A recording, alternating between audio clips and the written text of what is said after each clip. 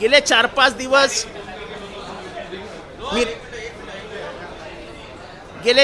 दिवस मी रेल्वे प्रवाशांबरोबर बोलतोय. काल मी अपॉइंटमेंट घेऊन DRMशी बोलायला गेलो. तिथे अनेक अधिकारी उपस्थित होते. तुम्ही AC ट्रेन का वाढवल्या या प्रश्नाचं ते उत्तरच देऊ शकत नाही. हे खूप किचकट झालंय. ठाणेकर आता संतापलेत का? तर ज्या 2 ट्रेन सकाळी 8 ते 9 दरम्यान ठाण्यातनं निघायच्या त्या अचानक रद्द झाल्या आणि त्याच्या जागी AC ट्रेन आल्या. साधारण एका ट्रेनमधनं 5 ते 6 हजार माणसं जातात. आणि रेल्वेचा जो रिपोर्ट आहे त्याच्यामध्ये असं म्हटलंय त्यांनी की साधारण 600 लोक AC मधनं जातात. आपण समजूया 1000 लोक जातात. पण ज्या 5000 लोकांना ट्रेन पकडता येणार नाही, म्हणजे एका तासात 10,000, ते जाणार कुठल्या ट्रेनने? त्यांना ट्रेनच नाही. ह्याच्यावर काय उपाययोजना? काहीच नाही. म्हणजे गरीब लोकांना न परवडणारी सोय करायची, सुविधा द्यायची आणि अपेक्षा ही ठेवायची की तुम्ही ह्याच्यातनंच जा. कसे जाणार? परवडलं तर पाहिजे. शेवटी खिशाचा प्रश्न आहे. खिशाचा आपल्या पगारातला किती टक्का आपण वाहतुकीवर तो वापरतो. हे संसाराचं गणित असतं प्रत्येकाच्या घरातलं की ट्युशन फी, दूध, वाणी, घर भाडं, कपडे, धोबी, हे सगळं कॅल्क्युलेशन करून फायनान्स मिनिस्टर बायको घर चालवत असते. हे सगळं गडबडणार आहे. ज्या ट्रॅकवरनं मेल आणि एक्सप्रेस जायला पाहिजे त्या ट्रॅकवरनं नेतच नाही आहेत. नवीन जे ट्रॅक झालेत त्याच्यावरनं ते नेत आहेत. खरं त्यांनी आधी सांगितलेलं की मेल आणि एक्सप्रेस नवीन ट्रॅकवरनं जातील, जातच नाहीत. मला साधा प्रश्न विचारायचा आहे पोलिसांनाही की मी 10 नंतर सुप्रीम कोर्टाने नियम दिला आहे की काही डेसिबल पर्यंतच तुम्हाला आवाज करता येईल. रेल्वेचा रात्रीचा नॉईज पॉल्युशन इतकं भयंकर आहे की रात्री 2 वाजता रेल्वेचा डेसिबल 175 असतो. सुप्रीम कोर्टाच्या वरती आहे का रेल्वे? त्यामुळे ही जी परिस्थिती निर्माण झालेली आहे ही अतिशय घातक आहे. आंदोलन काल कळव्यात झालं, 4 दिवसापूर्वी कळव्यात झालं, मुंबऱ्यात होत आहे, बदलापूरला झालं, ठाण्यामध्ये लोकांनी जानेवारीत पत्र दिलेलं की AC लोकल सुरू करू नका. ही जी आग आहे ही दिसत नाही आहे. पण हा असंच चालू राहिलं तर अख्ख्या मुंबईला शाब्दिक स्वरूपात आग लागेल. रेल्वेचे प्रवासी प्रचंड संतापलेले आहेत. त्यांचा संताप जर अनावर झाला तर परिस्थिती हाताच्या बाहेर जाईल. नाही आता काय मुंबईपर्यंत चालत येणार का? रेल्वेची अपेक्षा आहे का मुंबईपर्यंत लोकांनी तर चालतच जावं? काय काय चालू आहे फालतूगिरी? इथे लोकांच्या जीवाची किंमत आहे की नाही? 170 जण मरतात, 170 जण, आणि आपल्याला काहीच वाटत नाही. क्या गरीबों की जान जान नहीं होती है क्या? इसके ऊपर गंभीरता से सोचना पड़ेगा, वरना यही जो अस्वस्थता लोगों में है, रेल प्रवासियों में है, ये कहीं न कहीं बंबई को अंगार लगा देगी. ये आंदोलन आप रोक नहीं सकते हो. कल 40 मिनट देरी से चल रही थी ट्रेनें. ट्रेन में चढ़ने नहीं मिल रहा है. AC टिकट महंगा है. रेलवे ट्रेन स्लो हो रही है. ट्रेन कम हो रही है. जिसको VT नौकरी पे आने का है वो अगर आधा घंटा देरी से आता है तो उससे हाफ डे मार्क होता है, तो उसका आधे दिन का पगार काटा जाएगा. अगर 8 दिन भी आधा दिन पगार काटा गया तो उसका पगार कम हो जाएगा. उसके बच्चे का दूध, उसके बच्चे की ट्यूशन, उसका खाना पीना सब एक अकाउंट पे चलता है जो अपने घर की बीबी चलाती है. उस फाइनेंस मिनिस्टर का अकाउंट ही फेल हो जाएगा, गड़बड़ा जाएगा. इसको कुछ होता नहीं है. रेलवे के जो मैनेजर वहां पे बैठे AC कैबिन में, उनको नहीं मालूम कि प्लेटफॉर्म में क्या होता है. डब्बे में घुसने के बाद औरतें अगर सांस लेनी है तो ऐसा करती है. ये हालात है. उसके बावजूद लोग ट्रेन से जा रहे हैं क्योंकि it is a matter of survival. लोगों को जिंदा रहना है, जिंदा रहने के लिए वो करते हैं।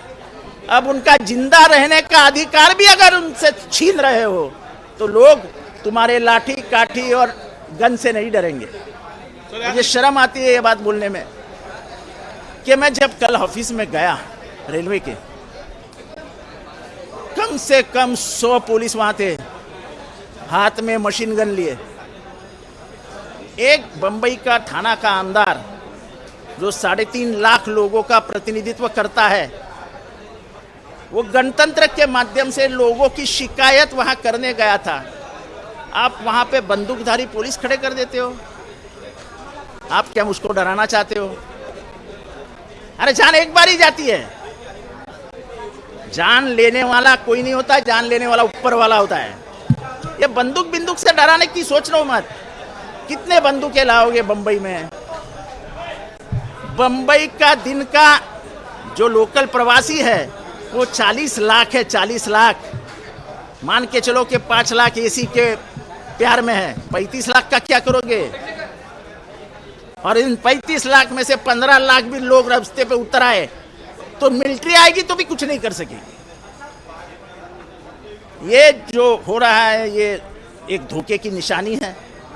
अगर इसको रेलवे केंद्रीय मंत्रालय समझ नहीं पा रहा है तो ये बड़े दुख की बात है। मैं ये भी बता देना चाहता हूं कि वेस्टर्न रेलवे और central railway local suburban train से जो पैसा मिलता है वो प्रॉफिट पूरे देश का कोई भी रेलवे नहीं देता है।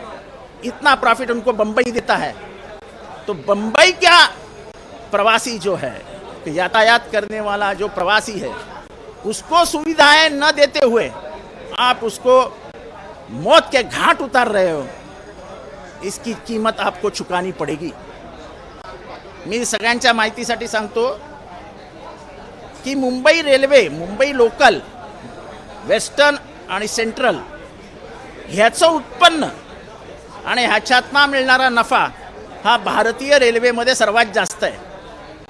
म्हणजे मुंबईचा प्रवासही तुम्हाला नफा देतो, पैसे मिळवून देतो जास्त रेल्वे निर्माण करायला, जास्त कोचेस निर्माण करायला, आणि त्याच मुंबईकराला तुम्ही मृत्यूच्या दारात ढकलतात। त्यांनी उत्पन्नही द्यायचं आणि स्वतःची अंत्ययात्राही काढून घ्यायची। हे अमानवी आहे। जर त्यांना वाटत असेल बंदुक्याने दांडक्यांनी लोक घाबरतील, 40 लाख लोक प्रवास करतात, 40 लाख लोक, त्याच्यातले 5 लाख लोक समजा एसीने जातात, 35 लाख लोक ट्रेननी जातात। त्याच्यातल्या 2 लाखांनी जरी आंदोलन सुरू केलं ना, 2 लाखांनी, तर मिलिटरी आणली तरी आवरता येणार नाही। आणि आंदोलन फक्त एका स्टेशनवर नाही होणार, हे आंदोलन प्रत्येक स्टेशनवर सुरू होईल। काल कळव्याला, परवा कळव्याला झालं, मुंब्र्याला झालं, बदलापूरला झालं, ठाण्याला झालं। माझ्याकडे जवळजवळ 1000 मेसेजेस वेगवेगळ्या लोकांचे, पश्चिम रेल्वे, मध्य रेल्वेच्या वेगळ्या वेगळ्या स्टेशनवरनं। हे प्रकरण जर रेल्वेने आत्ताच रोखलं नाही तर कुठल्याही नेतृत्वाची गरज नाही, लोक हे आंदोलन हातात घेतील।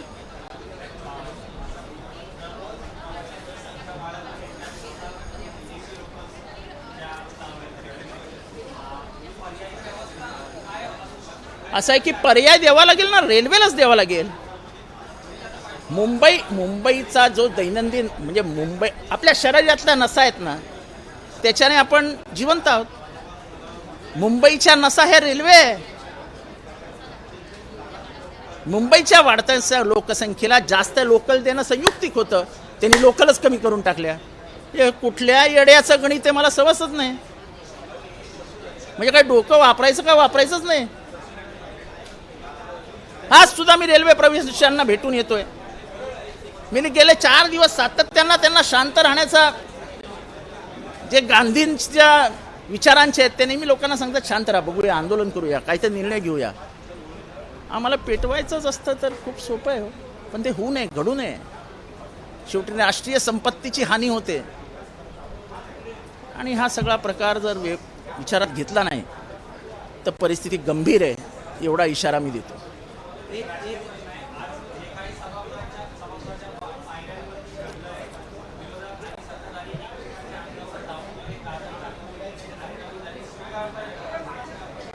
असं आहे की भारतीय लोकशाहीच्या काही अलिखित परंपरा आहे.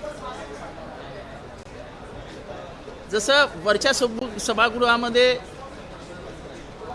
खालच्या सभागृहामध्ये रेड कार्पेट आहे, तसं वरच्या सभागृहामध्ये वेगळं कार्पेट आहे. कार्पेट जेव्हापासून हे सभागृह निर्माण झालंय तेव्हापासून बदललेलं नाही. गांधींच्या पुतळ्याजवळ स्वातंत्र्यानंतर सर्व विरोधी पक्ष नेत्यांनी एक ना एक दिवस आंदोलन केलं. अगदी अटल बिहारी वाजपेयी, लालकृष्ण अडवाणी, सुषमा स्वराज सगळ्यांनी, आताच्या ह्याच्यात राहुल गांधी, शरद पवार साहेब, लालू प्रसाद यादव सगळ्यांनी. आंदोलन हे सत्ताधाऱ्यांनी करायचं नसतं. आंदोलन हे अलिखित विरोधी पक्षांचं हत्यार आहे. तुम्ही निर्णय घेणार आहे समाजाच्या दृष्टीने योग्य ते निर्णय जे अपेक्षित आहेत ते तुमच्याकडनं आहे. तेव्हा लोकशाहीमध्ये विरोधी पक्षांचे अधिकारही काढून घेण्याचा निर्णय झाला तर ते योग्य नाही, ते लोकशाहीला मारक आहे. ते झालं असेल ते रागाच्या भरात झालं असेल वगैरे, ते मी नव्हतो कारण का मी रेल्वेच्या प्रवाशांमध्ये होतो. पण विरोधी पक्षाचे हक्क हे सत्ताधाऱ्यांनी प्रोटेक्ट करायचे असतात, सुरक्षित ठेवायची असते. ही साधी लोकशाहीची अलिखित परंपरा आहे.